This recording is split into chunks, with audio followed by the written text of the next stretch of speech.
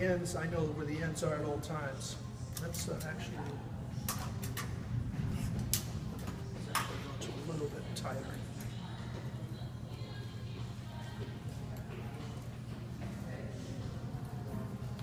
And you curl this just to give it a, just to give it a curl, but you don't leave it, you wave it. So what you do after you've got the spiral curl, right, is that you reverse your grip on your curling hand, which is kind of difficult because you hurt a hole and throw it down like this, right? You move the tongue. Instead, you reverse it so that you're holding on to the handle that moves the tongue, and you're actually moving the barrel. So it's just like backwards, And what you do is that you place the hair, obviously between the tongue and the groove, and because it already has a curl, almost has a wave already there, right? So you decide which side you want to go to, and you curl it that way. And then with the comb, you comb the ends, get your next wave ready, and just kind of come down and pop it in. That makes sense? And it's harder than it looks at first. The hardest thing usually is this, is working backwards. So let's try it. If you guys want to try a couple of pieces too. Do we have a mannequin here, Mickey, by any chance? And then we can try it on a mannequin first, just in case. Do Beyond Body. What's that? Let me try the Beyond Body this time and see.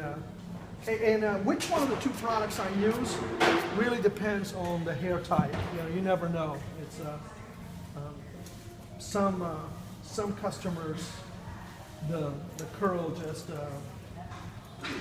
pops in really easily with Beyond Body, and some you need that little extra that you get with working straight. But the most important thing is just to get a curl, and that already is kind of, force almost like a wave, right? So what you do is you try not to fight the wave pattern, just kind of comb it in the direction. And what you do with the comb on the left hand is the most important part of it. It's because you comb this to get the next wave set in place. That make sense?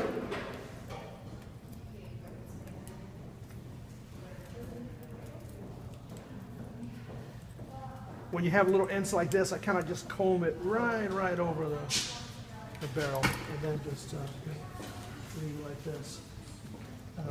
As much as, and make sure you do both hands. And if the ends are a little bit rough, like our ends are just a little bit dry, put a little bit extra. Also, I try and drag the roots a little bit, drag the root area, and not put it right on base, because then that can look like a country singer really fast if you get it really high. Where's the mannequin we have it here? Okay, let me do this curl and then we'll test this out. Right? Sometimes I'll leave little imperfections like that. I think that makes it look more natural. So I'll leave a piece out and just do whatever's hanging out. As what? That color of the mannequin someone highlighted. It's just a real human scalp that from an unruly customer. So here's what I mean by the curl. So leave the root area flat, but wrap the curl first on the top, right? And then wrap it underneath. And you can't see it as well on her hair, but on longer hair, what that does is that it locks the ends in between the two pieces. That way it doesn't slide down the curling area. Sometimes you can lose the ends. With this, you know where they are at all times. Okay? So that's the only reason when you do that. So this is just a regular curl, and make sure you do it vertically, that you don't do it horizontally. Okay? The reason why is if you do it vertically, then you'll already kind of establish in the first wave pattern. Okay? Then you switch it backwards, right? So now you're moving. This is the hardest part. Place it horizontally now. Put your comb inside, so the teeth of the comb go through the hair, and move it to the right first, just to create the first wave. The higher you lift this, the stronger the wave pattern is going to be. And then here's the tricky part. With your comb, you have to comb this next part and let that wave pop in, so that when you move down, you can easily grab it. That make sense? Mm-hmm. And then you just mark that wave in. And then you do the same thing going the opposite direction. You comb it, there's the wave, bring it down, here's your next one. Okay? And then you just keep on doing this all the way to the ends. And when you're done, you get this really nice little wave kind of pattern. That make sense? Who wants to try first? Not to take it and comb it too high. Comb it down almost so that it's staying, so that area on the top stays kind of flat, you know? Because otherwise it would be... It lifts it up, you know? Now, if you wanted to lift it up, you can, but I think it always looks a little more old-fashioned when it gets too lifted. Okay? Cool. So yeah, just like that's good. Now wrap it around the top, over the top. Great. Now rotate your iron. The iron. Yeah, keep on going, like that. Keep on going. Keep on going, so that, yeah. Now rotate the next one underneath. Pull out a little bit, click out a little bit. Now pull it underneath. Yeah. Now you can let go of it. Now you don't have to work. It's fine there like it is. Now just keep on rotating. The only reason I recommend you do this is so you know where the ends are at all times. So the ends don't drag down and get hit in there. Yeah.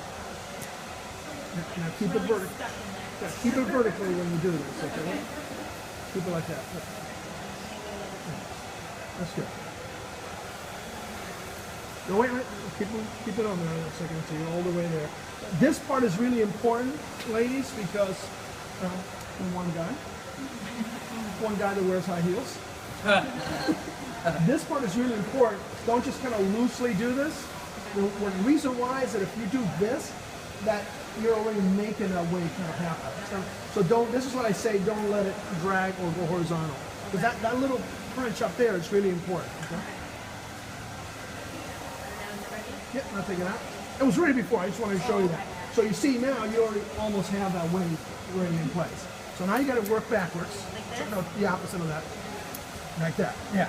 Right. So just stick it in there. No, don't do that. Take the comb out. Just put it in there.